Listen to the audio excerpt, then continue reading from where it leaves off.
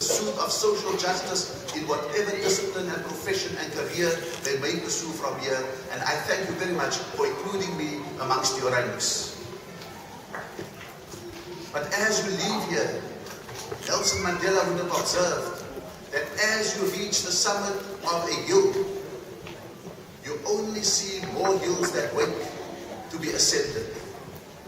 And so as you leave here today, you have reached the summit of one hill, but winking at you are the other hills that wait for you. And the question you must ask on a day as momentous as this is, what is expected of us?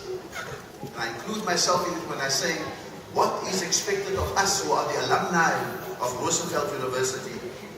What is your responsibility as the next generation to the future and to the world that you will be going into? What do we do in a world that is sometimes in trouble and sometimes in deep transition and wanting to be better as we move forward? How do we contribute to the solutions that are to be waited?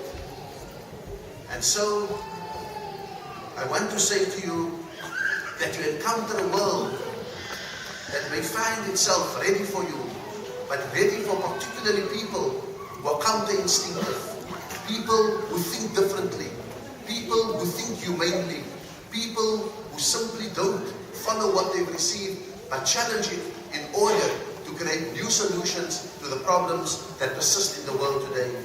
Today, you will enter a world in which there's a triple crisis that are waiting to be solved. There is an economic crisis. And the economic crisis is not simply job numbers. It is deep inequality and it is a persistent poverty that waits to be solved, and they wait for you. It is an environmental crisis because despite the many technological advances that humankind has made over the last 10, 20, 30 years, we have often made those advances at the expense of the natural world and at the expense of the environment. And those challenges wait for solutions from you, the next generation. But the unstated crisis is also the human crisis.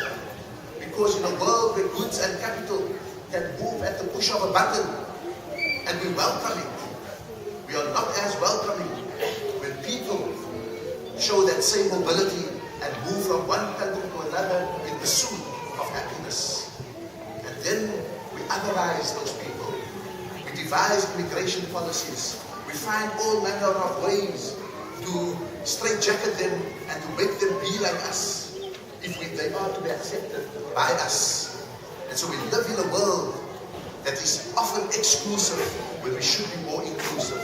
That is often inhumane when we should be reaching out with humanity. And those challenges also wait for you as you tread into this world. I'm so fortunate that I come from a country that in the 20th century has given the world a great gift, the gift of Nelson Mandela, one of the great sons of South Africa and the African continent. It is he who said to us that it always seems impossible until it is done. He's saying to you, don't be daunted by the magnitude of the challenge. Don't be cowed by the size of the problems that you must solve. Don't think it is impossible and then give up. It always seems impossible until it is done. When he was sentenced to a life imprisonment, everything seems impossible, and yet 27 years later, he strode out of that prison and made his captors the prisoners, of him the free man, because his mind was free, his soul was free, and now suddenly also his body was free. And he tells us that ours is not to seek assurance of success as we tackle the challenges, but it is simply to play our part. In his own words, Nelson Mandela said, I was not a messiah, but an ordinary man who became a leader because of extraordinary circumstances. You simply have to do what you have been trained to do, been taught to do, and what is within you to do. And then history will take care of the rest. We are simply called upon to play our role. This world needs leaders who draw on tradition of the past, but do not worship it, but but rather draws from the lessons of the past and the traditions of the past a deep wisdom, enduring values, and immutable principles, and put that into the new situations, the new circumstances, and the new challenges that wait for us. Then we need to put those principles, that wisdom, and the values to work for the future in these new situations. The question that many people ask is, what made Nelson Mandela so special? The first thing that made him special was that he redefined courage.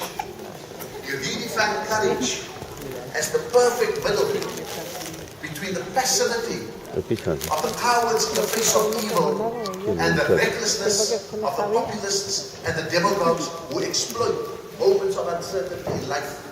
And he said that courage is the perfect middle between passivity on the one side and recklessness on the other side.